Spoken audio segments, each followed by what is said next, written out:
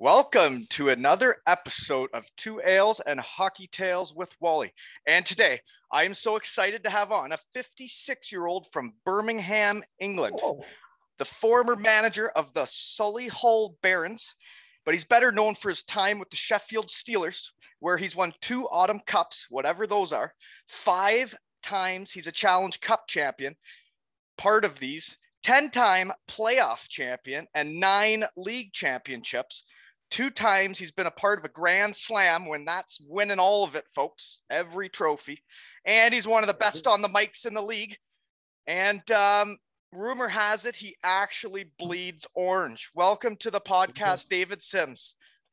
He's won all those trophies and never skated in his life. Not bad, eh? That is pretty good. I tell you that. I think skates. I think I've put skates on maybe half a dozen times in my life. So somehow I've got involved in this crazy mad world that we're all a part of, and couldn't be happier for doing so. Yeah. So that the first thing is I get into how we know each other. And I guess the first time I heard or got to know the Sheffield Steelers was I was a Bietigheim Steeler and came for a weekend to play 2 exhibition games. It was Steelers versus Steelers. Yeah, we had the same sponsors, didn't we? I'm just trying to think who they were. LUK or something was on the LUK, that's right, yeah. Ian Allen, yeah. Right. Yeah, so I remember going there. We didn't play in the big arena. We did go check it out, but we played in the old one with the curling rings on it, right? DEL2 teams go to I Sheffield. DEL teams go to the arena. Oh, is that what you're saying? I got to go to the little parts. Yeah. Well, that was when I saw how fun the UK League could be, because we're a German team. We got to go out after the Saturday night game, and we were out with your team, and everybody was having so much fun and got to know the coach at that point. Don't remember his name, but he was mentioning how much. I believe so. Yeah. So some of the guys you had on were Legui, Talbot, Lehman was the goalie, Sarich. Well, they would have taken you they'd have taken you out pretty well, because they're 3 guys who like to go out. We had a good time afterwards. That's for sure. I'm sure you did. The other part is how we know each other then is because I knew about you, and I was trying to find work in the 2014 summer. We were in contact via this website that I did a mass email to all the teams that Dan Seaman told me I should contact. Yeah. You remember that? I got to be brutally honest with you. I don't, but I know the website you refer to. So that was our old player recruitment site, wasn't it? Yeah, that's when I did it on my own, because my agent wasn't coming up with much. But then you got me in contact with Gerard Adams, and I think we were discussing an MBA, and it was going to take 2 years. And then he was moving. He was moving to Sheffield or something, and so he was. When you were in Cardiff, who was your coach in Cardiff? Was that Lord? Yeah, it was the first year of him. Yeah, got you. Well, Gerard was was the coach in Cardiff, and then he came over to Sheffield. But our MBA program's a 2-year one with the University of Sheffield, and a lot of other clubs just had the 1-year MBA, which of course you guys would much prefer. That's perhaps why you didn't end up bleeding orange. Yeah, that is actually why. That was the determining factor, was the 1 year, definitely. I guess it is.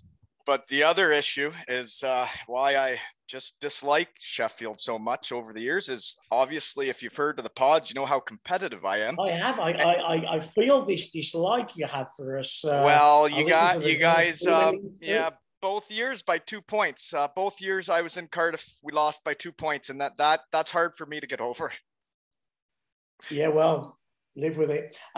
We've got like this DNA of the league championship, and it's something that we've always, the playoffs is lovely, but it's a weekend. The Challenge Cup is lovely, but it's something in the middle of the year.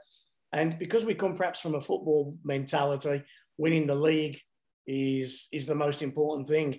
And in our 30 years in existence, we've won it more times than anybody else. So, it's something that we drive for, and we love for. But I'm looking forward to getting into this like of Sheffield. There's a few little quips, anti-Sheffield quips when Danny Seaman was on, and then you kind of just led deeds into this anti-Sheffield. I tried. And Deeds just turned around and told you what a great place it was, which it was. And Just for him. I said the we truth have is a the truth, reputation, right? Yeah. We have a reputation. I know that. But I think it comes from a desire. We have no divine right to win in Sheffield. And we never think we have a divine right to win in Sheffield. But we do have a divine right to compete. And by hell, we want to put a team in every night that competes and every night that gives us a chance to win. And if you do that, you have a chance of winning come the end of the year. Well, I guess you have had a lot of players that stay a long time and you wear your colors for a long time. And I guess obviously I'm a bit of a sore loser. We lost by 2 points both years. And but we did win the Challenge Cup. But then there was times where I'd see you guys release players. I don't know the details. I didn't know them, but I would see you guys release, say, more imports than the other teams.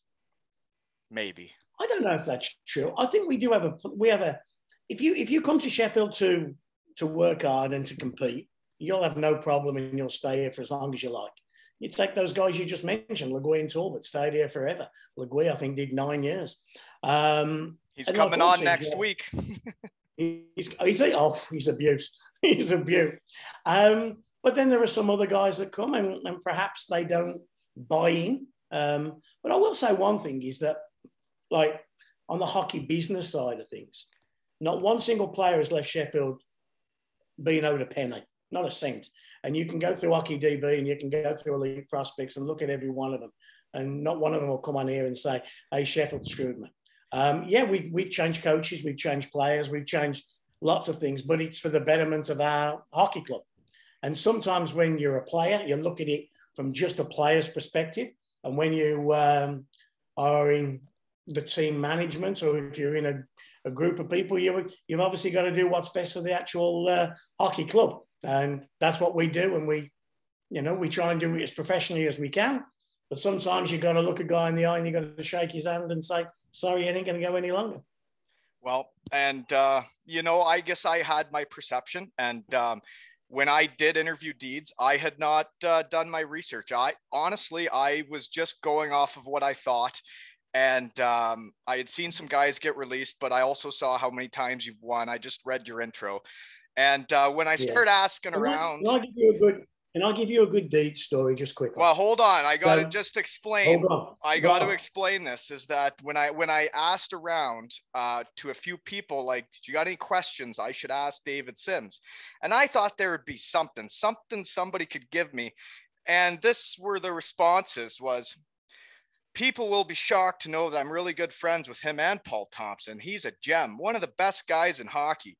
He would be the first to raise $5,000 for any charity, but also the first guy to call Nottingham Panthers a bunch of bastards. Bleeds orange, but inside there is a good heart. Then the other guy writes, I spoke to him last week. He's a good man. I like him. We had a Twitter battle to jazz up all the fans. It was all in good humor. We are both entertainers. He's a smart man. He knows what he is doing and knows how to brand himself. He will be a great interview. So I got nothing on you. Got nothing on me. Nothing. You haven't got to look too hard to find something, I can tell you. But I think the latter one would have been Deeds. Yep. And I was the TV presenter for Sky Sports at the time. And Deeds came in, and I thought Deeds was really honest in your interview, that, his time in Cardiff was a mistake. And not because Cardiff isn't a great place to play, because we all know it's a great city, but he wasn't mentally in the right frame of mind for it. And when he came in, he was a clown. He was a sideshow. And every week we would see him do something stupid on the TV, and we'd be in the studio and we'd look at each other and, well, did you meet? He's not doing this, that, and the other, and what's going on? And then the one night, there was a highlight, and he hit some kid from behind, and then he went and elbowed some other kid. Not the tough guy, the kids he was banging. And we came back into camera, and I remember going to the camera guy, come in here now. Devin Didier meeting. You're acting like a child. Why don't you fight the men? Why are you hitting the boys? What's the matter with you? And I called him out, just called him out blatantly. Not thinking that 4 days later, Cardiff's next game in the big blue tent was against my team, the Sheffield Steelers. And he ran our tough guys. He beat the piss out of our tough guys. He scored a couple of goals. He scored an assist. He rode his stick past me, giving me whatever for. And, oh, God, fuck, he just... And then I can remember our guys coming off the bench going, Simsy, just shut it up next week. Just shut it up. Look what you've done. And he was outstanding. And I tell you, if he'd have played like that the whole time, he'd still be here now making 1,500 a week because he had everything. He was a personality, a good-looking guy. He skated well. He was tough. And we still speak. And then he came. Jared Adams, it was, who brought him to Sheffield for those 5 games when Mosienko was suspended. And now top bloke, and we've stayed in touch ever since, wherever he's been. If we need a player reference, he knows everybody. So he's somebody that you can call upon, and he's got a good hockey mind. He's a good man. Yeah, no, I didn't know him until we did the podcast, and we've actually stayed in touch since. And it's like I gained a new buddy. So that's what I love most about this is catching up with my old friends, and I've even made some new ones. But that does bring up another question then for me is how much are you involved in picking players then? Because when we did discuss a little bit me coming there that summer, but then you did sign the guy you just mentioned that was in the Danish league, and Corey Quirk, who was just on, and we were all in a race. There was 4 of us in a race for the scoring title, and then the 2 guys we were battling against both got suspended for the rest of the season for betting against their own team. But then you guys go ahead and sign him, eh? Yeah, no, we did. The answer to your question is right now, 2021, I have 0 input.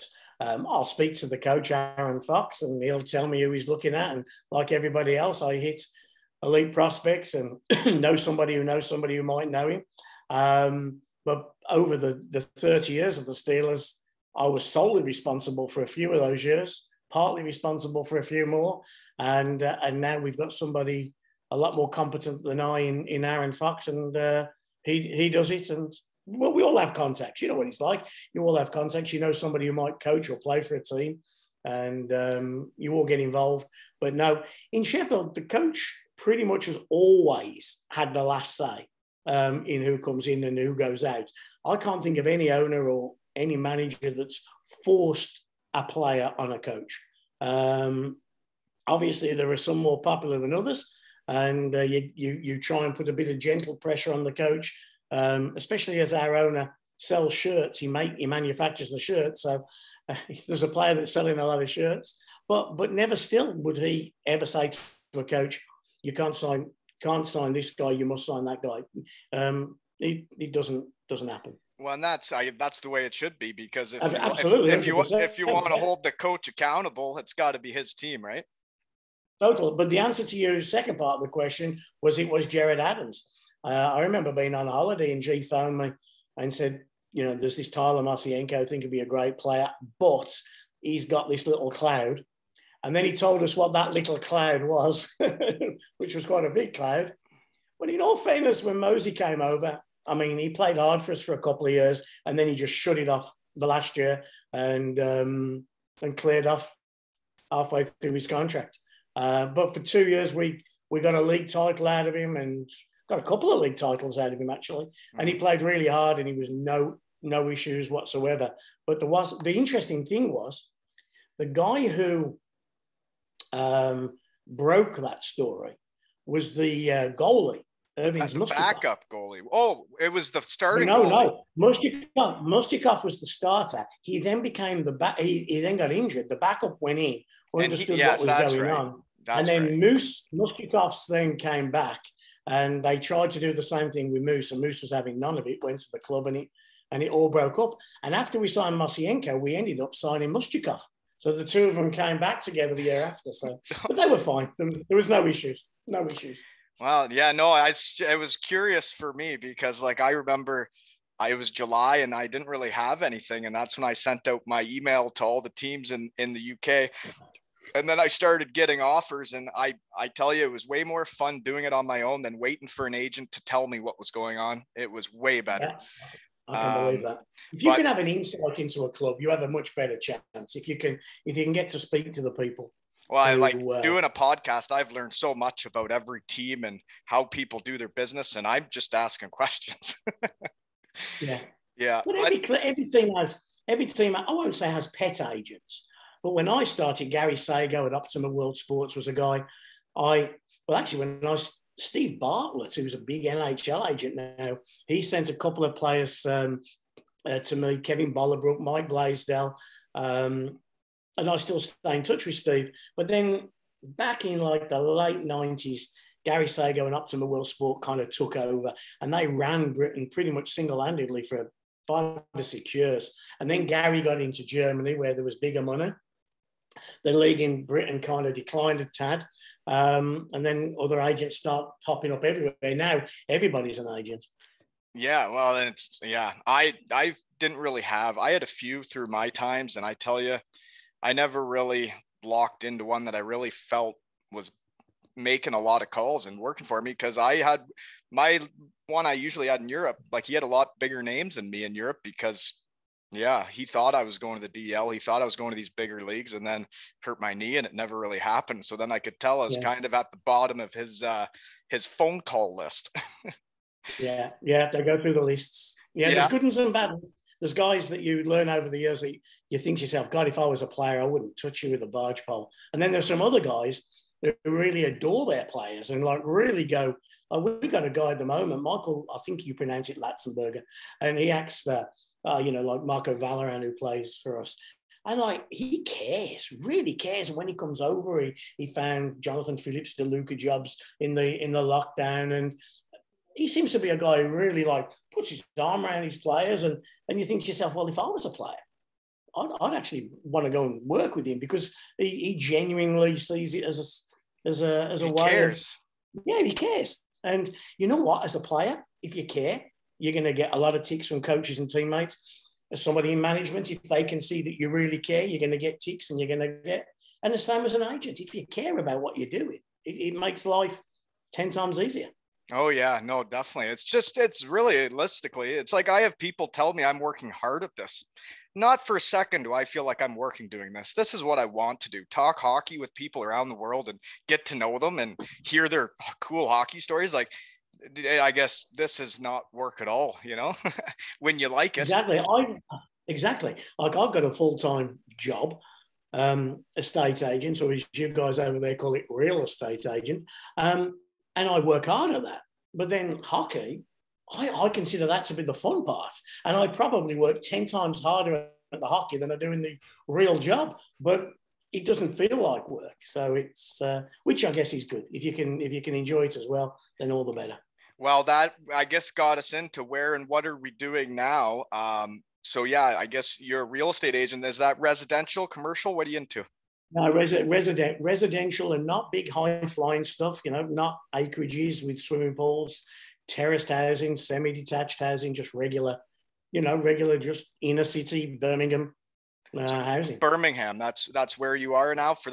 And what are you doing now? So you're in Birmingham? Okay, yeah. So Birmingham's about an hour and a half south of Sheffield. So that's my trip to Sheffield, hour and a half. It's the second biggest city in England. Don't ask me to ask you. I know you North Americans love the populations, and the populations of every town and city over there. Over here, we haven't got a clue and couldn't care less. But it's the second biggest after London. And it's a great city. I'm born and bred here, and started the hockey in Birmingham, in Solihull.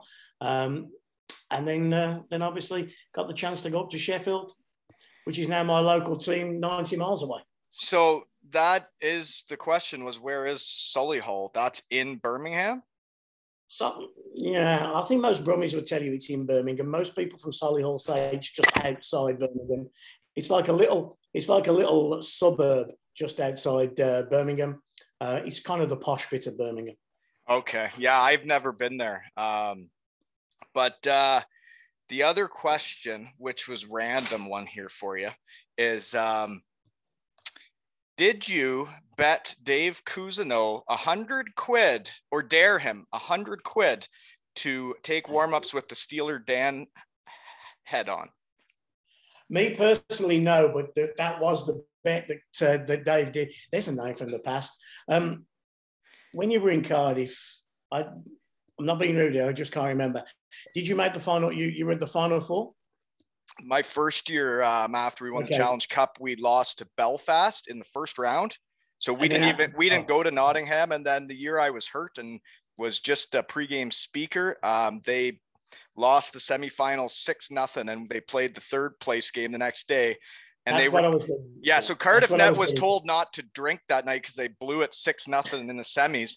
And then they showed up like sober the next day, and the other team embraced it for what it was. And my goodness. Exactly.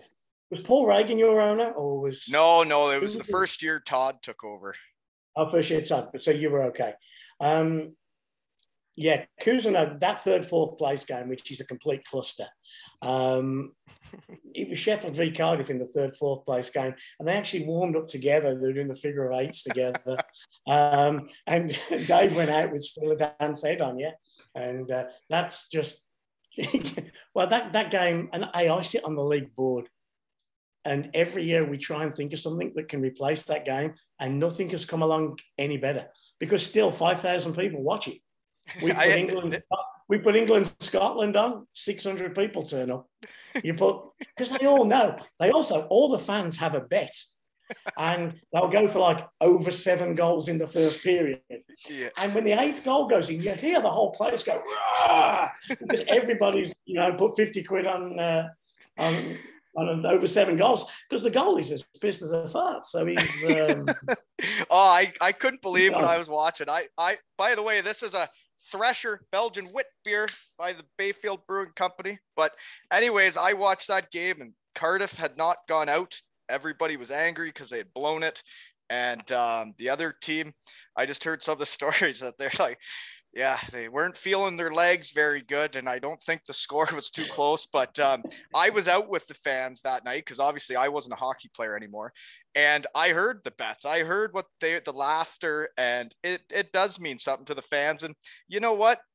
If you're in the third place game, maybe you deserve to have to get up and play it, right? Yeah, exactly. But I can imagine what Todd would have been like, because Killer's a good friend of mine, and that Cardiff Devils franchise, he's the biggest part of it. And yes, they've got great ownership, and they've had great coaches and great players. But no Todd Kelman in Cardiff. Cardiff win. Sweet Fanny Adam. He's the reason. I know that, and he will have wanted to know that his team were ready. It would have been a thing for him. And then, who did you play? Was it like somebody like Fife? Yep. I mean, and Fife would have they would have gone straight from the bar to the ring. Well, because they were happy that they had made it that far. They made the Final Four, right? Fife's happy to be there. And, they try to make the finals. If they don't, they're all still happy. But Cardiff was setting that culture that, like, this is unacceptable, right?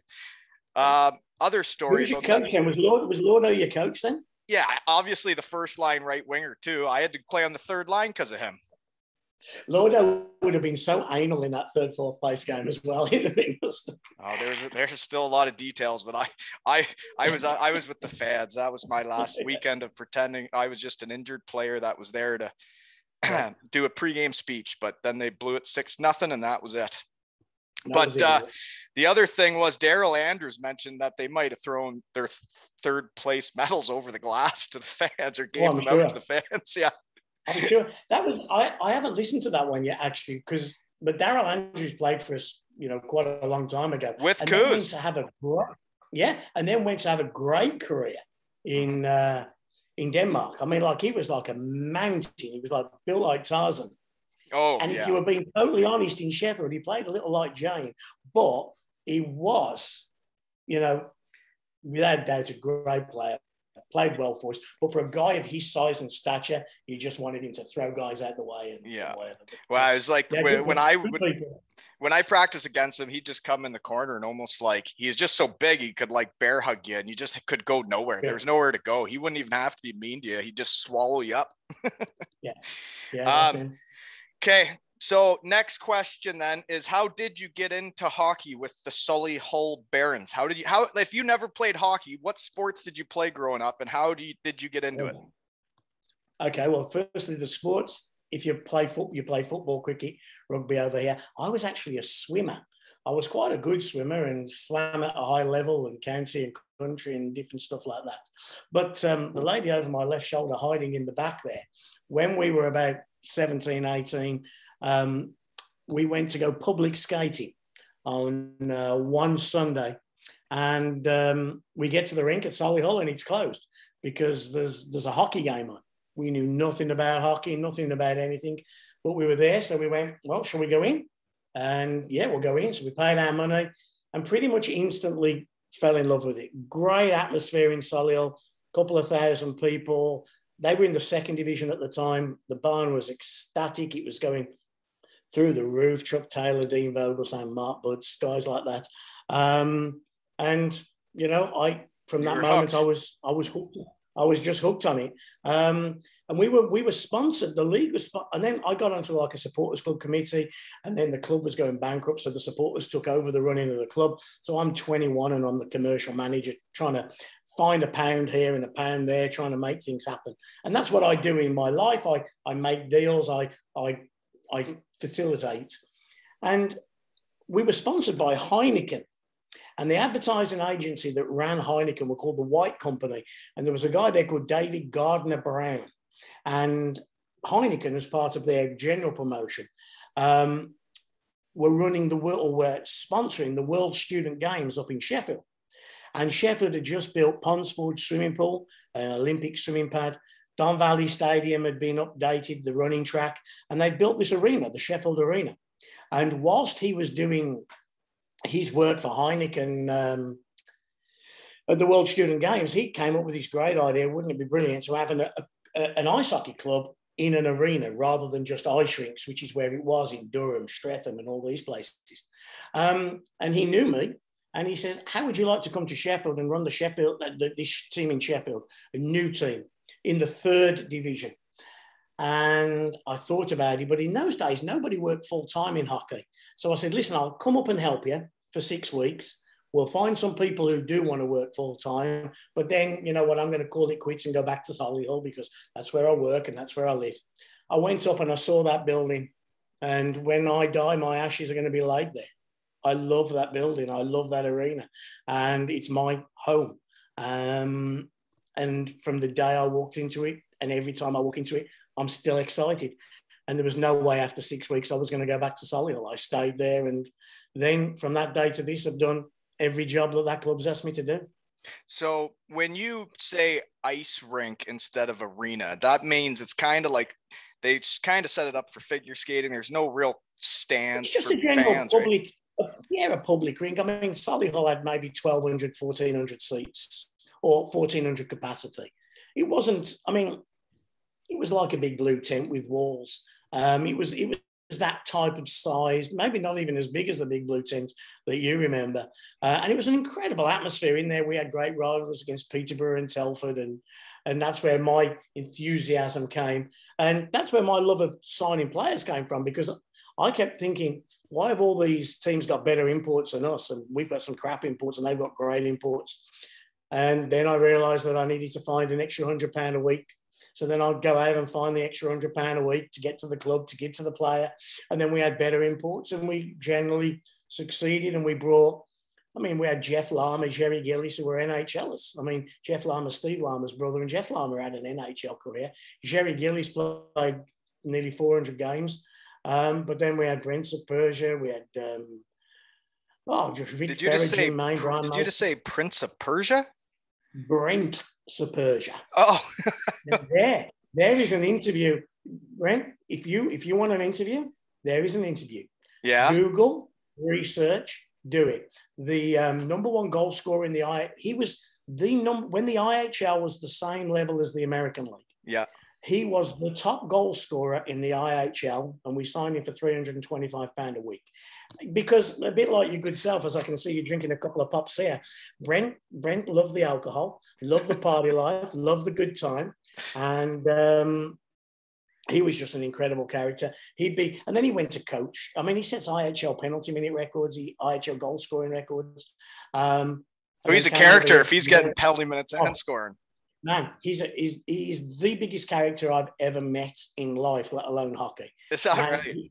And I'll text you his number when this is over, man. That's a story you need to do. Especially when you Google it and do a bit of research, because he's got a story to tell. And then that's how I got. And then I started speaking to Steve Bartlett, and I started speaking to other agents and got him more involved in that. And then when Sheffield started, I was able to bring in Ron Shuja, bring in Steve Nemeth, bring in Mark Mackey, bring in guys like that, and negotiate. And for the first 10 or 15 years, be ahead of recruitment, if you like. Well, here's your fun fact of the day, is I was also a swimmer. I was an Elmira Aqueduct. And it wasn't until puberty with hair growth and, you start thinking girls are attractive. Sometimes you don't want to get out of the pool at the end of the race, right? That's right. Exactly, yeah. So I had to get out at 13. That was the age. No more Speedos at 13. I went to 15, 16. Yeah. It wasn't good. You're more manly than me then. I couldn't get that far. I only made it to 13. But it was good, fun, competitive when you're trying to win a race in swimming. It is pretty absolutely fun. Okay. So then how you left to go to Sheffield, basically you mentioned first time you go into that rink. For me personally, because I grew up in a little rink, I like the old rinks with character that maybe in the UK they didn't have enough seating, but I would rather people fix the old rinks than build brand new ones. Do you like Fife? Yeah, I do. I love Fife. And it's a different atmosphere. And Solihull was like a Fife. You're too young for the Durham days, but like Fife, I think is a fabulous. Fantastic. It's like old time hockey. And they're not ashamed of their Scottishness in Fife. I mean, they are fully fledged 100% jocks that give you, if you just zoomed into that rink and wondered where you were, it takes you 3 seconds to realise you're in the middle of Scotland. And I love it, the flower of Scotland. And I'm a proud Englishman. But when you go to Fife, it was terrific. You go to Edinburgh and you wouldn't know. You could be in Copenhagen, you could be in England, you could be in Dublin, but you happen to be in Edinburgh, Scotland. There was no Scottishness in Edinburgh, but in Fife, it was just... marvelous. So I agree with you. And I came from like the small rink, but then I had this chance to be a part of a big club in a big arena and, dancing girls and loud music. We were the team that brought the loud music and the pom-pom girls, and we brought nicknames, Rocket Ron, Storming Steve, the Messiah, Ken Priestley, and all that stuff. And we filled an arena when they said it couldn't be done. And I think that's another thing. When people go, it'll never work there. No, it will never work there. And Nottingham, they say they're the big rivals, but I think for a rivalry, they have to win occasionally, and it's all Sheffield. So I don't know if it's a real rivalry. But Nottingham... So is the new rivalry with Cardiff then? 100%. I think with the fans and with me, I have a hatred for Nottingham that is possessive, and it's probably bad for me. But it's a genuine hatred. Where with Cardiff... there's just for me a dislike. But there's respect. Total respect. You have to respect Cardiff because of what they've done on and off the ice. Total respect. And we were the club. We were the number one team. They came in and they took that mantle. And now our job is to go and get it back off them, which we were just in the process of trying to do, in the cup. But no, Cardiff is the number one club, and that pains you to say that. But they are, and you've now got to work hard and do whatever we can in all our different roles within the club to collectively come together and be better than them. And even though loads of players and loads of people moaned about that Andrew Lord, and he obviously did something. I mean, I thought it was a pain in the ass, but I've got to be honest, he obviously did something right there because they won. And whilst they moaned and groaned and bitched and whined about him, and many of them did, for some reason they played fucking hard for him and they won. And now you've got a new guy going in. They've lost Joey Martin. They've lost a lot of their core guys. It's not a full rebuild, but it's going to be a bit of a rebuild there. It's pretty close. Interesting. Yeah, it's going to be interesting. And Bounds as well, losing having the British goalie gave them that extra import out, and they took full advantage of all their advantages. But they've still got Todd Kelman there. And while Todd's there, they're going to have a chance. No, I agree. And, when you say you guys were the top team, for me, it's kind of mixed feelings to hear that because I was part of the 2 seasons that we came really close to taking the mantle. And then I know Lordo would say like Tyson Marsh and myself helped build a culture, but we also weren't actually there to win it. So I'm not Marsh sure. left, wasn't he? Wasn't Marsh there when they won it? No, he was done the same year as Did he me. leave as well? After his concussion, and then he was planning on being done the same as me. We did our MBAs, and then we both wanted to play one more year. And but anyways, it's just mixed emotions because like I'm happy Cardiff is the best, and it's been fun for me to watch, and it helps me start a podcast because now my friends have won a bunch of stuff. But speaking of that, you talk about Bouncy leaving. He's from Sheffield, and then your captain's from Cardiff, right? That's right, Jonathan Phillips. Yeah, he's been there forever. And I wanted to say one thing about him because he seems like a fantastic captain. He seems like the reason you guys win a lot. And I saw what he did for Matthew Myers. I was watching GB play and I saw him give up the captaincy for my buddy. And that was really cool of him. The classiest bloke you could ever wish to meet. Yeah. And I mean, he's 37 now or something. And he's still the strongest. He wins the fitness tests every year. And every year you think, oh, maybe one more year, Jono. And he looks at you and he goes, no, I've got a lot more than that. And he just gets better and better. He's a massive part of our DNA. We'd be lost without him. But as good of a player as he is, he's a better person. And yeah, nobody in our city says a bad word about him. Well, there is no bad word to say about him. Just a total class guy.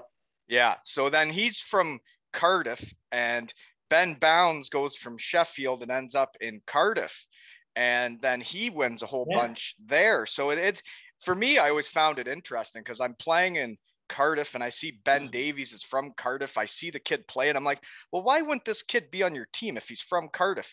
And then I find out Bouncy's from Sheffield. I find out Jono's from Cardiff, and I'm like, man, you guys should just stay home. Well, Bouncy was one that got away.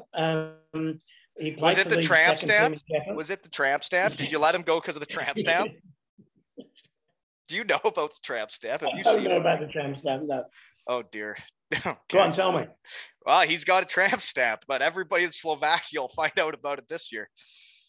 I think it's a butterfly. Right. Oh, yeah. Well, he played there, and then there was a team in Hull. And Stingrays. They took the Sylvan Clutier, I think, was the coach there. And they took a bit of a gamble on him. And he played there a couple of years and did terrifically well. And then Killer took a bit of a gamble on him to go from just an elite league team to a contender.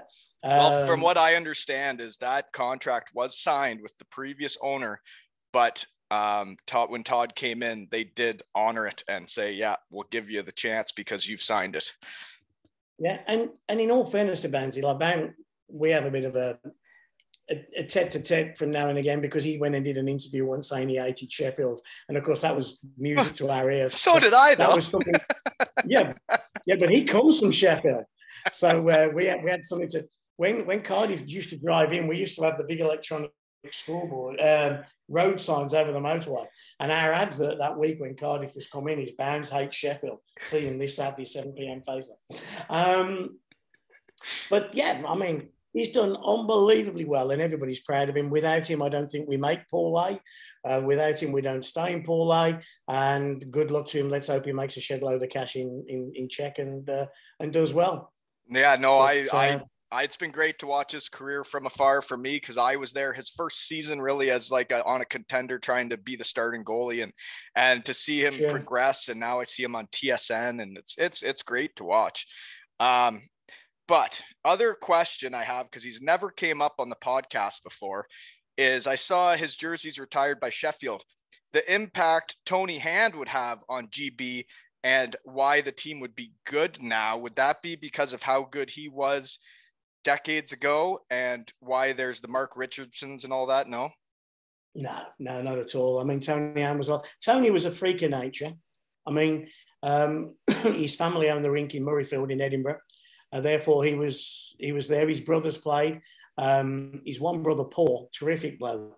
Used to work on the oil rigs. I don't know if he still does, but terrific bloke. And then his other brother, David, he runs the Scottish Association. And Tony was just a freak of nature. I mean, there was no reason why he was as good as he was. He was just that good. At that time in that league, playing at that way. And he was head and shoulders above anybody else. He was a genius. He was our great one. He played, he could see a pass that other people couldn't see. And I know we worked really hard to bring him to Sheffield and play in Sheffield. And then he went to Ayr, and then he had a great career as a player and as a coach. Probably didn't fulfill his potential or fulfill his names as a coach. He was in Manchester when they were in the second league. He had a dabble at the GB a little bit, and it just didn't kind of work out. And now he's involved in the development in some way. But no, this new breed, that new generation, the Robert Dowds, the Mark Richardsons, the Ben O'Connors, the Matthew Myers, those guys, and now of course we've got young Liam Kirk as well. And that generation, with all due respect, they wouldn't know Tony Hand, David Longstaff, Stephen Cooper, Ian Cooper. Those names wouldn't mean diddly squat to them because there was such a long gap between the two groups. Eras, yeah. And the kids coming through today certainly wouldn't know. Yeah, so well, that's a guy I'd like to bring up. Then I'm curious why Ben O'Connor doesn't play for your team, because when I played against him, he was a fantastic defenseman, but he also ran your half wall on the power play. And now I see he plays in like the second league or something. Well, in all fairness, he was only playing in the second league because they were the only people playing. Ben O'Connor was a great hockey player. Ben O'Connor still is a great hockey player. I've known Ben since he was 6. He's a top lad. And not only everybody at the club will miss him next year. At the end of our last full season, contract talks broke down with him. He declined the offer that was made to him, and he's decided to walk away. That's okay. We put a deadline on the deal. Our coach, gave a date. That was it. And unfortunately now Ben will transpire and plays hockey in Cardiff, Belfast, Nottingham, Manchester, somewhere else next year. Things move on. He's a good mate of mine. His dad's a real good mate of mine. His dad played on that same GB team as Tony Hand did, Mike O'Connor, big defenseman. So, Ben will go and ply his trade elsewhere. And you know what it's like when you're negotiating. You want the most pound that you can get, and the club can only perhaps give you so much other pound. And you have to make sacrifices elsewhere. You've got to make a budget work.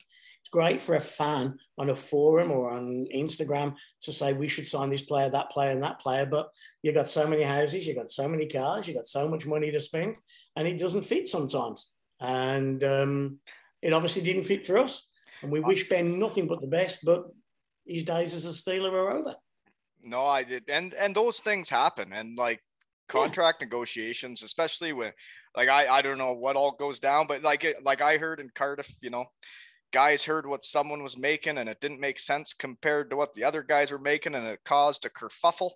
But that stuff happens. So my next question then is every team. I heard from Deuce. Go on, let me just give you this one. Okay, go. Every team has a player or two players that perhaps it overpays. And then clubs here and teams here that, this guy was on X, this guy's on Y. Maybe they're on X and Y for a reason. Maybe they sell more shirts. Maybe they're great in the community. Maybe a club doesn't want to lose them. And then also, you take with a pinch of salt what a player, Nottingham will say to us, you're paying Fred Smith £1,000 when you're paying him 750. And we tried to get him and we offered him this, but he signed for you, so he must be on more. You get that every club. We'll think the same. We win the battle for some players, we lose the battles for others. And you all like to think it's because the other club offered more money. Maybe they just offered a better deal per se. Maybe it involves schooling, like in your case, or maybe it involved his best mate plays there and the two wives are happy. If there's been one big difference between, say, my Solihull days and early Sheffield days to today, it's wives. Everybody's married. And where back in the early days, that wasn't the case. And the British League, like the Danish League, my best mate, Paul Thompson, he's gone to the Danish League. That's a young league. They've signed 8 imports. They're all under 26. I don't think we'll sign one under 26. The British League is a league like yourself. with the schools program coming to the end. And of course, if you're 31, 32, 33, you're more likely to have a wife, and even more so now, a frigging dog.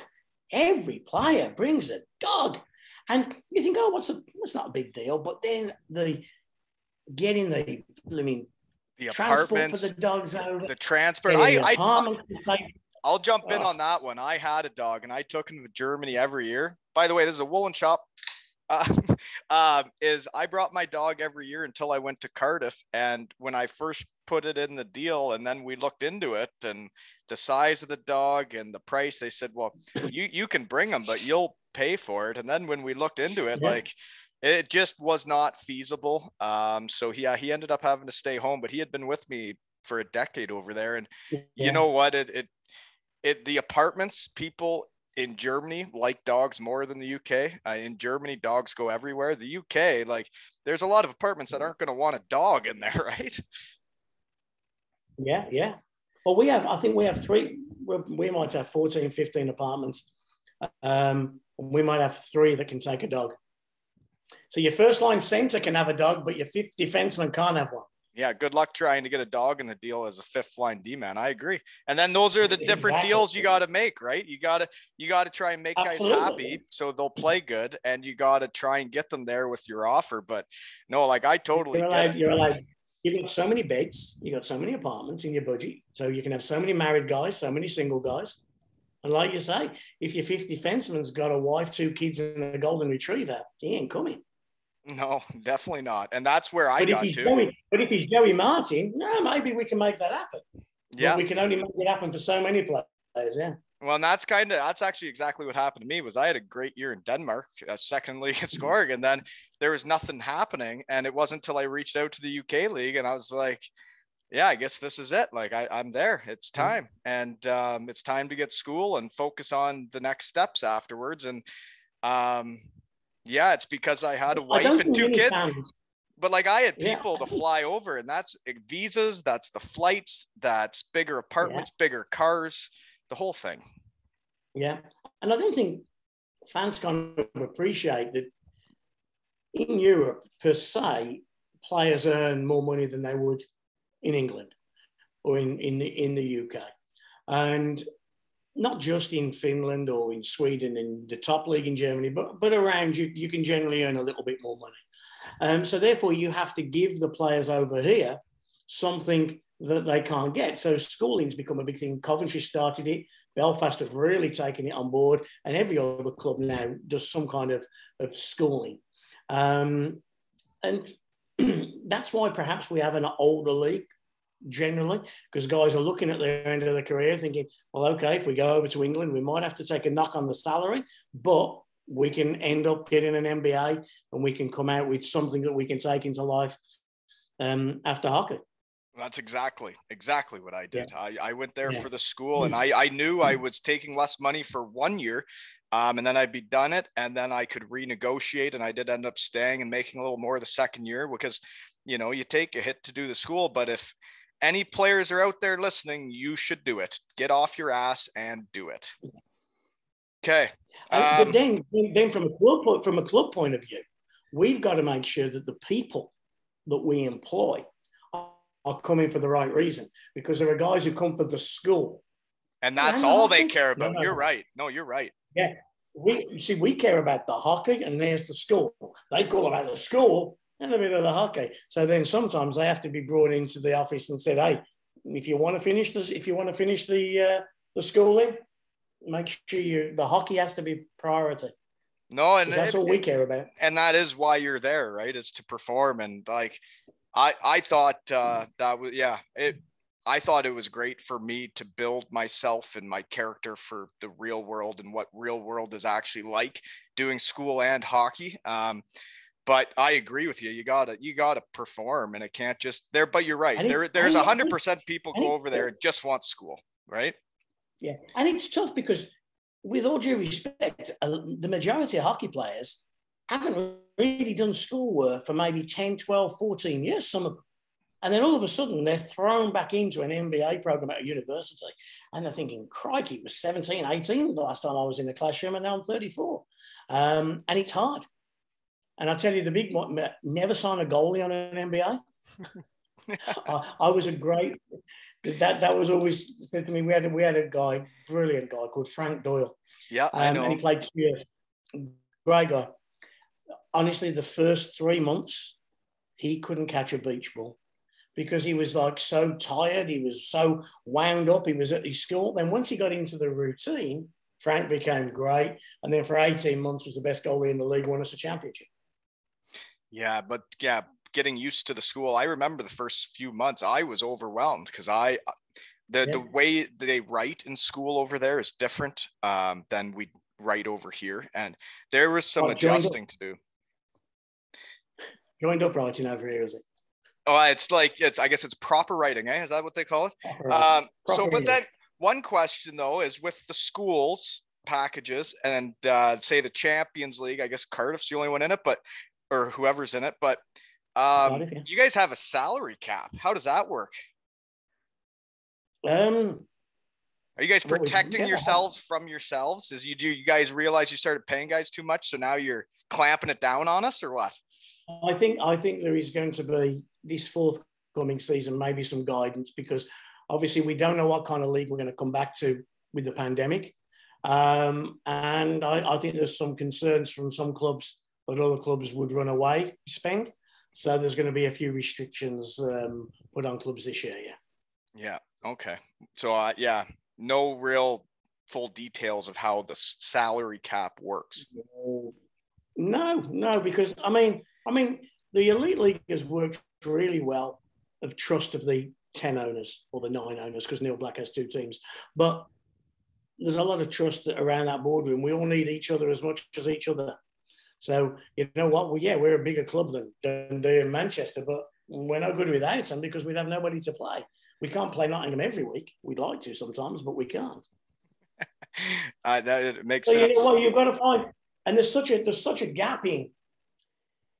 You know what? You go. Let's take Manchester, and let's take, say, Dundee, and some of the smaller clubs. They have certain advantages over us in terms of, say, how much they pay for their rink and vice versa, and we have to pay a huge amount. But then we have obviously an income benefit over them because we can generate some more money. And sometimes it works out even, and sometimes it doesn't work out even. But there's always going to be a top team, and there's always going to be a bottom team. There's always going to be a Man United, and there's always going to be a Norwich. So that's the way it goes. Okay. Well, you probably know this question for me then, now that we're talking about Manchester United and winning the league and being first and last in the table, is whoever came up with the UK league playing hockey that way? Why is it not a best of 7? Because those 2 years we lost by 2 points, I would have loved to crack at you best of 7. Listen, the simple reality is that the arena clubs, maybe Sheffield probably could do it now, can't play best of 7. Too many games? They are facilities that are driven by outside events first, hockey second. So we wouldn't have, if U2 were coming, if Take That were coming, if Carly Minogue was coming, if it was those dates, you'd have to plan in advance and you'd have to reserve them. So therefore, for an arena team to do a best of series, it would be unlike, and also playing every other day. I don't know whether you cover rink too many times. So that's number one. Number 2 is that we're a football country, so therefore the league is everything. So it's always been the league.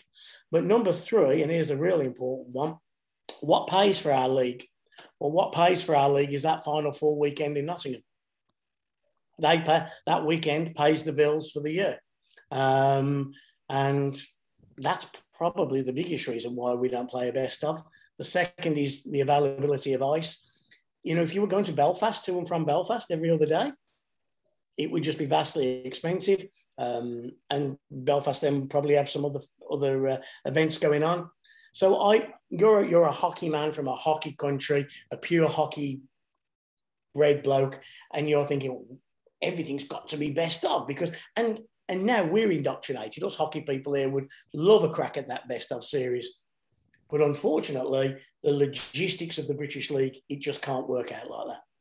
Yeah, it's You can't play five on a Tuesday because it's curling, and they've curled since 1926. So therefore, you can't play on a Tuesday. Well, game 5 of the playoffs might be on a Tuesday. No, not moving. Not moving. No, that makes sense. It really does when you break it down. And I'm not complaining about the way it was or that it wasn't fair. I just I thought, like a best of 7 between that team of Sheffield with Matthew Waugh and Forney and Legui against us and Cardiff. If you had a best of 7 series of those two teams, like it would have been an epic series. It would. We'd have probably won it 4-0 or 4-1, but yeah. Yeah, okay. Well, that's probably because Lordo was still on the first slide, right? Probably, yeah. That's it. How do you go, Lordo? You keep playing yourself. Go on the power play, Lordo. Oh, are you first power play still? Jeez, I thought I was the second all-star that season, but it's pretty tough to do with 9 minutes a night, Lordo.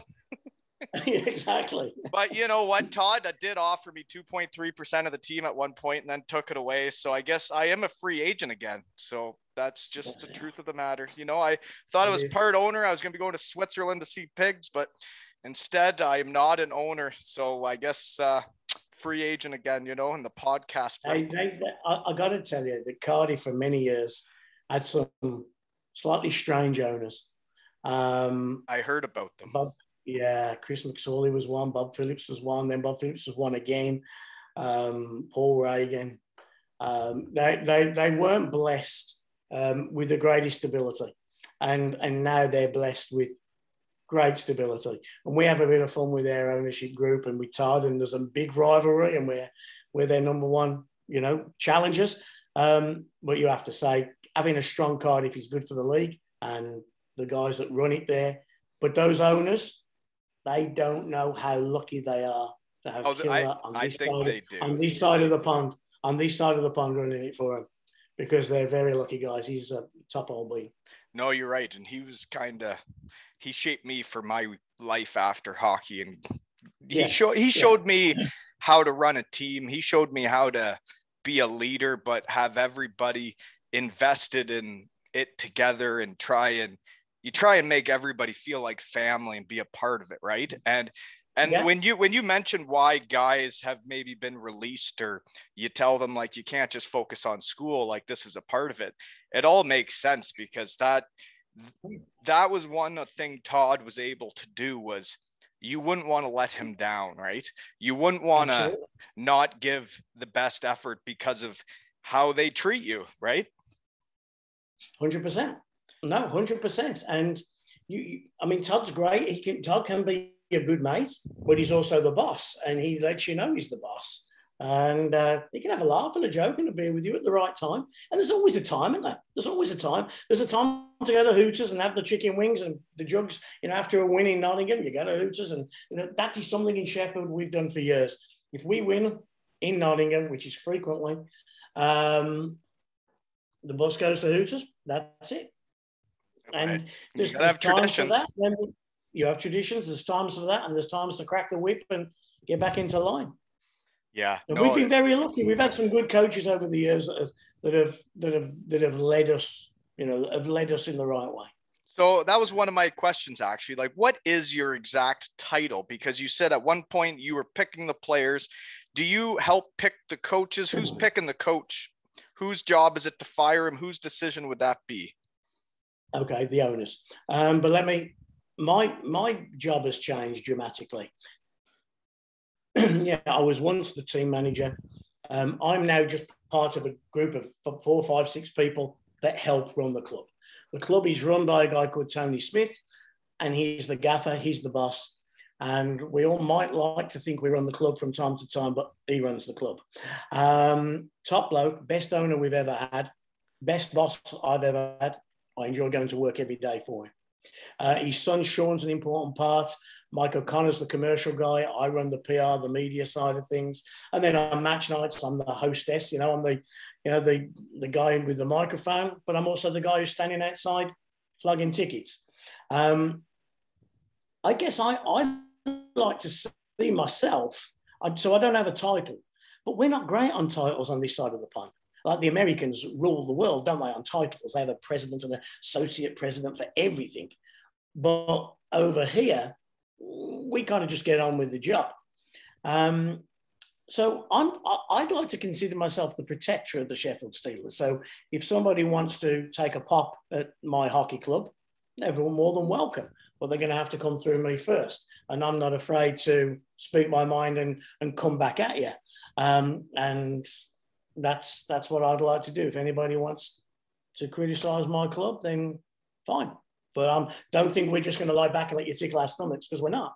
And we do have that. If you like, there's a bit of fuck you in Sheffield. And we don't mind carrying that tag of, if you think we're a tad arrogant or a tad whatever, well, we think we've earned the rights for that. We work bleeding hard. And I do say this, I do think we're the hardest working club in the league. And that's why we have more people come through our doors than any other club. That's why we've won more league titles. That's why we've won more playoffs. And are we a little bit more ruthless? Well, maybe we are. But we work bleeding hard for it, day and night, 24/7. We don't switch off. We won the last game. Hold on, I've got my Challenge Cup thing up here. What was the date of that last game? He's going to say it somewhere.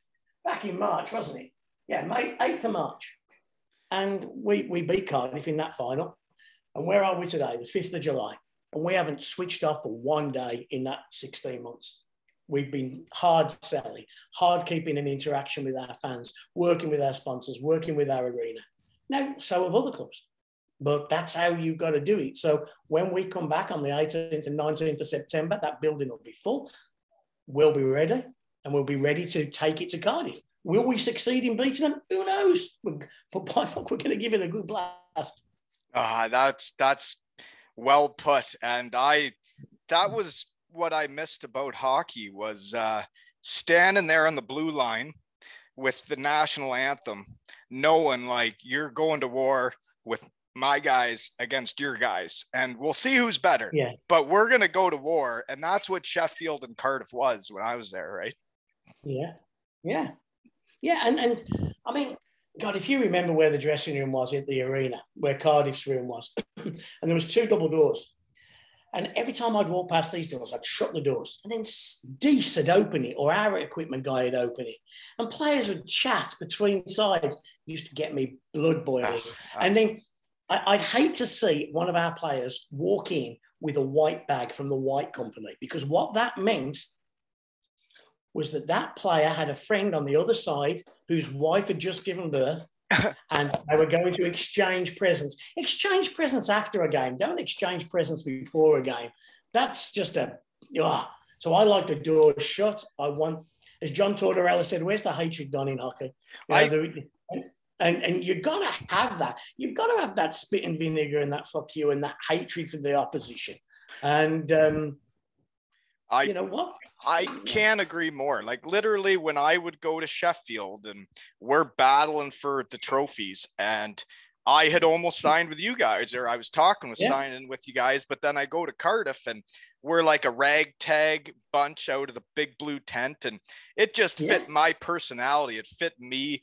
But like every time I'd come to your rink, I'd be like fuck those guys for not trying harder to sign me those 2 days, right? So then there's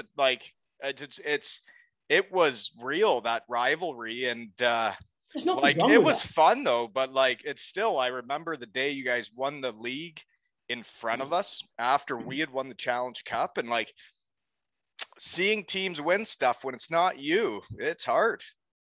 It is. Well, you just think how bad it was for us in our building when you won that Challenge Cup. Oh, yeah. You know, that's in our building, a final, a cup final, and bang, you rip the insides of us out. And you know what? We did the same to Cardiff this year, and it happens. It's sport. It's what you're in it for. But long may it continue. But I think we're getting a little mentally weak. And we've got to somehow, as a sport, try and put the brakes on that now. And I'm not saying we've got to go back to the NHL in the 1970s, but I think there's nothing wrong with a bit of competition and a bit of screw you and a bit of dislike for the opposition. We haven't got all this like football now. They shake hands before a game. How can you shake hands before a game? It's crazy. Well, even I find it hard to shake hands after a game. Well, that's what the thing is there's a lot of leagues that don't shake hands after games. And when you play in leagues that shake hands after games, you're like, you are setting these people up. Like when these people are that competitive, do not make them shake hands afterwards. Like they don't want to. The team that won is going to gloat and the team that lost is going to be pissed off. So don't shake hands. Like when it's the end of a best of 7 or the end of the league, let's shake hands. But end of the league. Yeah, but I was the same way. I didn't want to talk to guys I knew until after the game. Like, let's get this over with, and then I'll talk to you outside the arena for 5 minutes before we get on the bus, right? Yeah, that's it. And that's all you need, Well, you can text each other later, right? Exactly. Jesus. Yeah, you don't need to do that. As the wife, who cares? There's definitely too much buddy, and like you see it, and even in the NHL, the top league in the world, these guys are battling for millions of dollars, and then you see them like not hit the guy or lay up on a forecheck, and you're like, geez, like they're paying you $5 million a year, and you got a no trade clause, and you can't go get that puck. Yeah. Did you find a difference? The guys coming into the when you were in your last couple of years. The young guys breaking through were different to how you were as a young guy, because I find that now, and as I get older, do you know what I did in Germany? Germany, I think I really upset some teammates one time.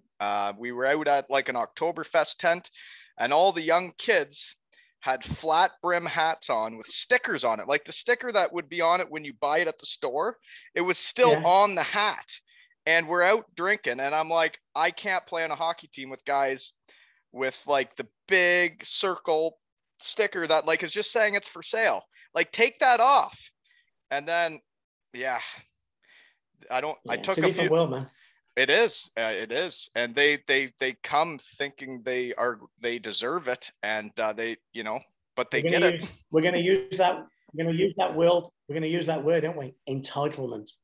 Yeah, well, and you got to earn it, right? Like, I really think in hockey, I really think in hockey, it's tough because you get on a team that doesn't win. It makes you look like you're not a winner. But if you get with winners, you get to the next level. You get the bigger contracts because it is all about winning. It's all about winning or losing the game.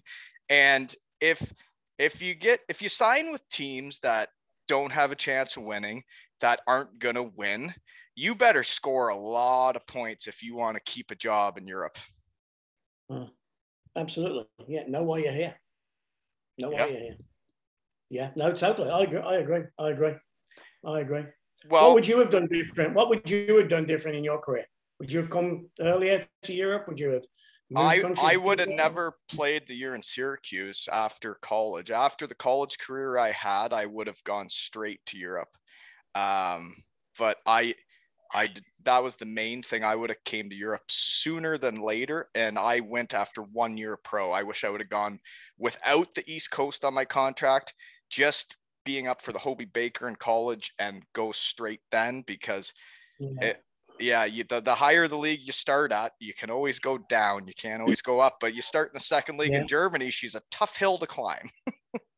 Amazing how few people do DL2 to DL, isn't it? Well, it's just a different role, right? Because the DL, you can have a third line import, you can have a second line import, where the DL2 is strictly, we need you for a power play mainly, or we need you to score points. And that's where I fit. That's who I was. I was a scorer, and that's what they needed in the second league, because you get to the second league in Germany, the Germans aren't really goal scorers, right? You might have the odd one, but you need the imports to put up the goals. Yeah. So you find your honey hole and you just stay there. Yeah, that's right. Yeah. Until you're not asked back. Exactly.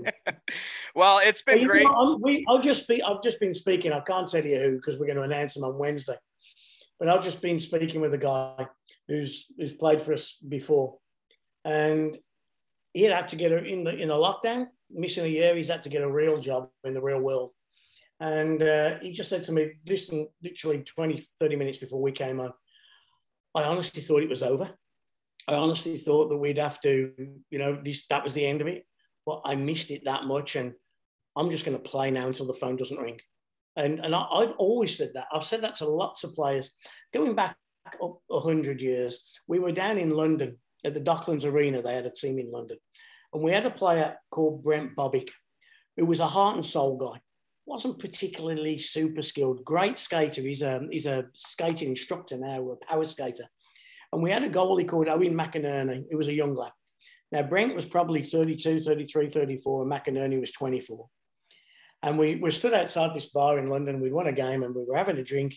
And McInerney goes, I think I might retire at the end of this year. And Bobick looked at him and he says, retire?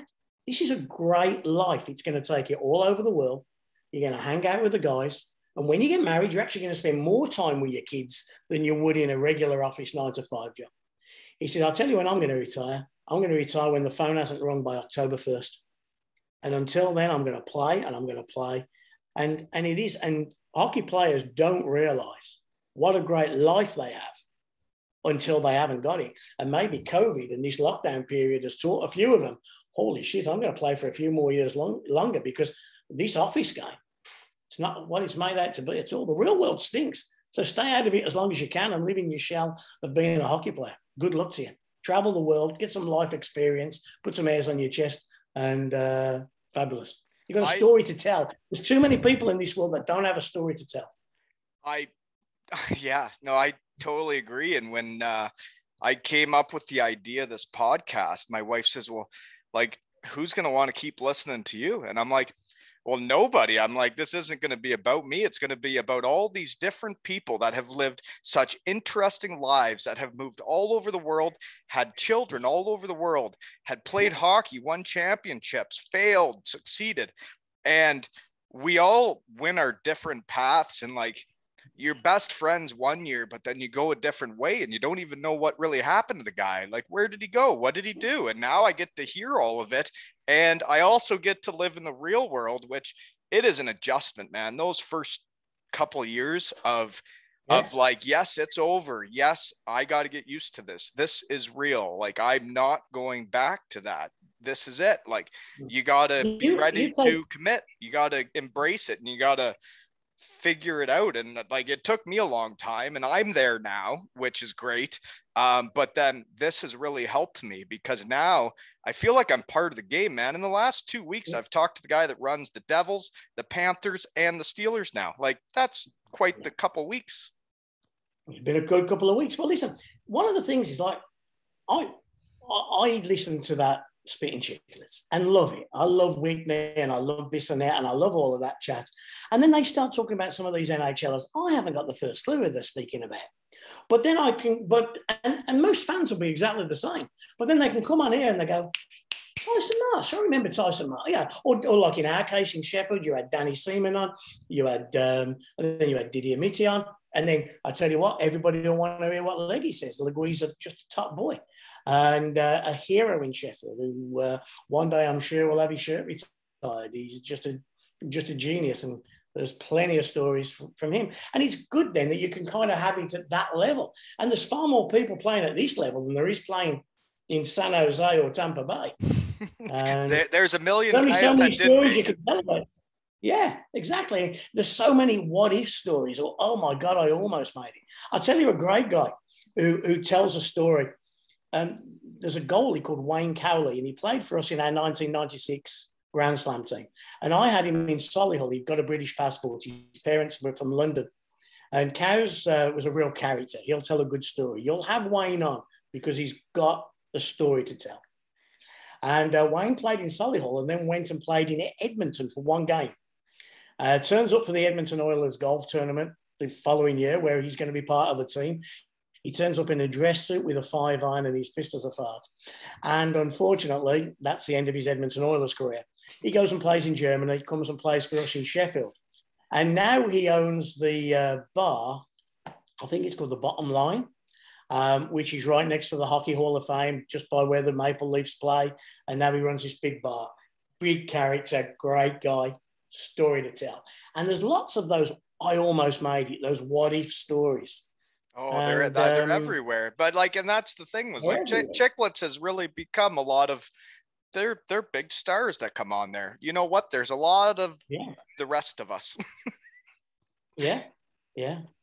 Yeah. But it is a good podcast. I enjoy listening to it. I only listen to 2 podcasts, and that's Spitting Chicklets and 2 Ales and Hockey Tales. Oh, well, thank you. I'm just very honored you came on because, like, you're very well known around the UK. And then when I tried to find some questions that maybe might even make the Steelers look, just maybe not great, but I couldn't find anything. Even Dance, I put up the Instagram that you're coming on. I got people writing, "Oh, I love Simsy," and I'm like, "Well, hold on, what? I thought there's going to be a little banter here." And then after I heard everything, I was like, "Well, geez, all right." The only people who don't like me, and trust me, there's plenty who don't, and there's plenty of people who respond to your social media. They're people who I've had run-ins over the year.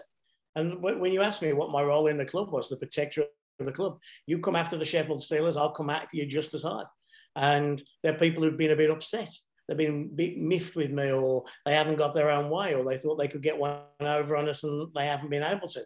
But anybody who comes to Sheffield, we treat really well. We try to. We do our level best. And I'd be horrified if there was people in the Steelers organisation and players over the years that did have bad things to say, because we try our level best to be good. But then there are people at other clubs who try and tickle us, and they have to be slapped down.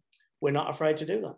No, and you shouldn't be. That's the competitive spirit. You gotta. You're gonna say you were speaking to Doucette in Nottingham, and then we backtracked and we went somewhere else. I forget where we went. Yeah, no, I just that I talked to Doucette was on about a week ago. But just now he's the Panthers guy, right? So now you gotta have to have a big rivalry with him, and he's just too nice. How do you hate him? Because he's from Nottingham. Well, they do host a great playoff weekend. No, simple. I mean, they got Tim Wallace who played in Sheffield, and Tim Wallace is also a really nice bloke, but he's now a Panther. So whilst he's a Panther, he's one of them. He's on the dark side, and it's go time. Yeah, exactly. Yeah. Time to line up at the blue line and play the national anthem, right? Exactly. They're the Panthers. We're the Steelers. They're the dark. We're the light. We're the good. They're the bad. That's 100% what it's like. I could play hockey against my best friend, and I would have no problem fighting him. Like if it happened. We had a player who played in Sheffield. He's notoriously a hero in Sheffield. Played on the 2001 Grand Slam team called Scott Allison, first round pick of the Oilers. Top bloke. Played his last year in Nottingham. Fuck. Just broke our hearts. This bloke, but then he was like, to the sword. He had to be despised. He had to be hated. He had to be disliked and then as soon as he left Nottingham, okay, come on, Scott, we'll tap you on the head again. And but when you go to that club is the Antichrist to Sheffield. I think it's great. I think rivalries are great. I think the hatred's great. I think hockey needs more of it. I think when teams go out there and people are chatting at the red line during warm-ups, it just drives me absolutely crazy. Insane. Yeah. Insane. Insane. It's the worst. So the only other thing is that I got down is you sent me a picture. You were covered in like spaghetti, and someone had mentioned you're right into charity. So is there any charities that are like nearest and dearest to you, or That one was years ago. Children in Need, which is a big charity in the UK. It's a big TV charity. And what they did, they had 3 of us. They had the captain of the time, Ron Shudra. They had the local reporter from the Sheffield Star, Bob Westerdale, and they had myself. And fans had to go and put a couple of pounds in a bucket and say who they wanted drowning in the most horrible baked beans and shit and stuff like that. I think Ron Shudra raised 24 quid. I think Bob Westerdale raised 48, and our fans put about £3,000 into my pot, so I got covered in it. We had a girl who we'd done some charity walks and stuff, and we had a young girl, beautiful kid. She was only 21. Her name was Amy Usher. That was when I was playing in Cardiff. Yep. When you were there, and we were told that this very poorly girl was coming to the arena to meet the guys from the teenage cancer unit in Sheffield. And this girl turns up, gorgeous kid with a sister, Beth. And we're looking and we're thinking, and I'll be totally honest, she having a son? She looks healthier than all of us. And she got this beautiful necklace on. Amy had. Beautiful necklace. And she posted the photographs with the boys in the room. And all the boys are dropping their towels, as you fuckers do. And we later found out that this necklace wasn't a necklace. She'd had a tracheotomy and she'd got throat cancer, and it was horrendous. And we ended up walking from my home in Birmingham to Sheffield to raise money for the cancer hospital. And then we raised money for a young kid in Belfast. There was a young lad called Blake, who terribly poorly lad, brilliant family, great kid, but a really sick kid. And he has a multitude of different diseases, and he's the only kid in the world that has this multitude of diseases. And he needed a new wheelchair, and that wheelchair was going to cost 10 or 15 grand. So we walked from Sheffield to Belfast and raised him the cash. Sheffield to Belfast? Sheffield to Belfast, yeah. The other guys took the ferry. I just walked over the water, but pretty simple. So we did that, and we've walked to Manchester. We had one of our all-time most appearance players, a guy called Mark Thomas, had a beautiful wife called Vicky, two terrific kids. D-man, number 44? 44, Mark Thomas, yeah. Scored you know what? In your season, he scored an overtime winner in Cardiff. I don't know. Right at the end of the season. And unfortunately, his wife passed away. So we raised some money there we walked to Manchester then for that. So we've done lots of little things. But you know what? We're in a very privileged position as a hockey club. We have a lot of supporters that we can tune into very quickly on Twitter, on Facebook, on Instagram. We have a target audience. And most hockey fans are decent people. There's a few arseholes at every club. You've got them in Cardiff. We had them in Sheffield. They're in every club. Mm-hmm. But the vast majority, 99.9% of folk are good people who want to help. And if that's throwing a couple of quid in a bucket, all right, if you're comfortable enough and can do it, write a check out for 100 quid, they'll do it for a good cause. And Amy was an incredible cause because she was there. She was visible in our games. Young Blake was visible. Mark, of course, had gone through what he's suffering, so he was visible. And if you can do these things and you can raise a couple of quid and do good, then it's terrific to do that. Like we've just lost a player. We lost a player that played in that Challenge Cup final against Cardiff, Marek Tronsinski, from the Czech Republic. Unbelievably good player, great guy. And sorry, what you did the bubble that just happened? Yeah, not the end of the season that finished where we won the Challenge Cup. One of our players, number 8, he was our great 8, Marek Tronsinski. Unbelievably good defenseman, and he'd signed to come back for us for this season. But unfortunately lost his life only a few weeks ago. And our fans straight away raised 10,000 quid for his 6-year-old daughter. You know, it's... Well, the hockey community is an incredibly good community that does so much good. And there's far more good in it than bad, and you have to tap into that good. Well, you know what? You have your perception of someone, and then you have them on your podcast, and you reach out to people and ask about them, and then you realize you had the wrong perception. And you know what you've done, and it sounds like you've walked from Birmingham to Sheffield, then to Belfast, and then to Manchester. Yeah. So you put in some miles. You put in some miles. I got bad feet. That's not bad for a fat 56-year-old who works in an office. That was pretty good going for us. But it was fun, and it's all part of the hockey community and the boys, the players.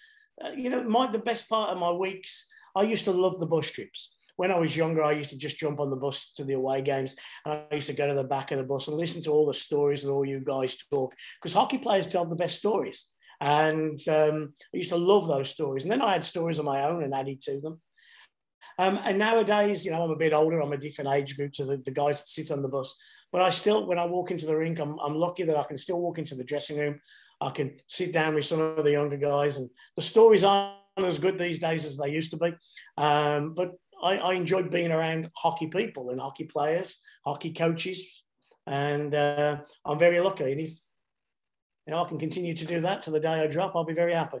Well, it's having a passion for something, right? Like I've found a passion for what we're doing right now. And it's brought me back into the game, and I get to meet guys like you, meet people all over the world. I feel like I'm meeting new friends. I'm getting to know them like quite personally by the end of an hour and a half chatting with people. Yeah. And it's like you said, hockey players have the best stories. Like, this is not about me. This is about every single person that comes on, and that they're kind enough to give me their time. But one thing that meant a lot to me this week was like the wives that reach out to me and like thank me for doing a podcast, right? Like, thank you for doing that with my husband. And I'm like, I wanted to do it. Like, you don't have to thank me. Don't you think that sometimes that, you know, you play hockey for all this time and then you stop and you're a year or 2 years in the real world. Nobody's asked you for an autograph.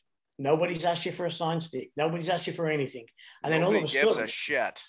Nobody gives a toss who you are. And then all of a sudden you're invited back on again, and all of a sudden you're that guy from the Devils or wherever Dan Seaman played in the Suderinsky. And all of a sudden he gives you a written, okay, Danny's still involved. Danny, bad example. Deeds, bad example. But other guys like Leggy, Jeff Legui, you'll speak to Jeff, and, you know, Leggy's not involved in hockey anymore. He says he's back in Cornwall. Yeah, and you know, but he's going to be Jeff Legui of the Sheffield Steelers again when he's on your podcast next week. And sometimes he just gives that guy the pickup. And you know them. I mean, everybody. I mean, I don't want to decry mental health. It's super important, but there's so many people, you know, that we've got past players of ours that we try and look after or stay in contact with that really struggled when they left the game, couldn't cope. And you just got to try and be there for them as much as you can, because there's some guys having a real tough time of it, and you just got to try and remind them of the good times, invite them back over, stand them at centre ice, let them wave at the fans again, and remember who they are. And that's what we try and do. That's what Todd Kelman did for me. He brought me over. I went out, remembered who I was, and I was like, yeah, I miss this guy. Yeah. Yeah, and also, you know what, you guys bring.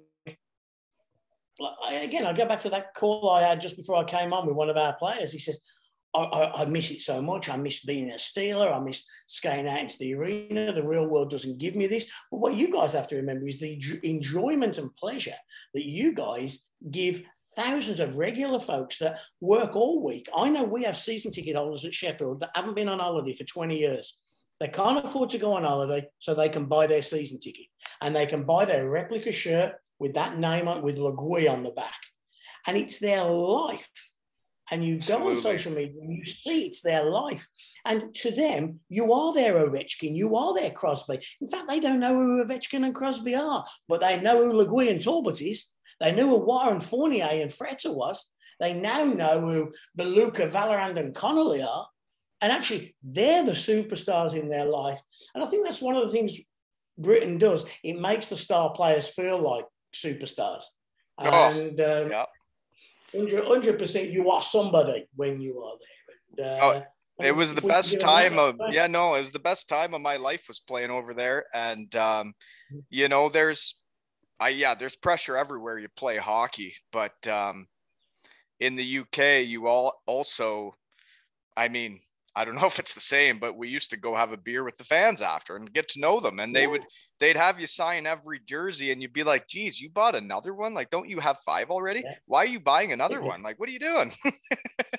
But they would, because they one of the guys in Cardiff, I think he's got long hair.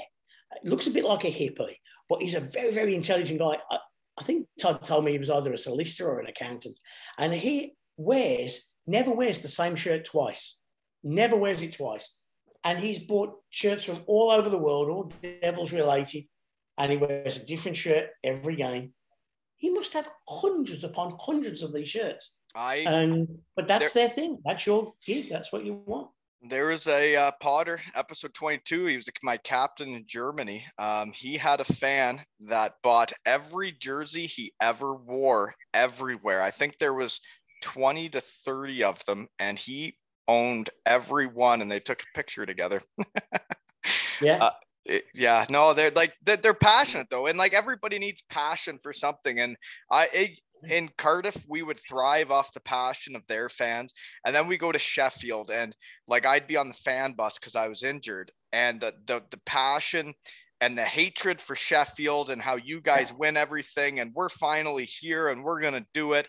And then you'd hear all this, and you're like, "Yep, let's do it. I'm in." And you just the passion, and that you need passion for whatever you're doing in life, right? Absolutely. If you ever got the passion, then get out of it. Yeah. Whatever you do, whether that's work, home, everything, you just got to get out.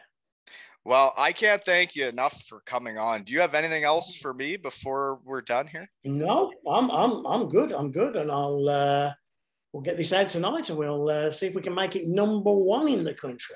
Yeah, I'm only going to Germany the rest of the week. I'm only going to Zoom to Germany, so you're going to have to do it on your own. I'm not going to do 5 other podcasts.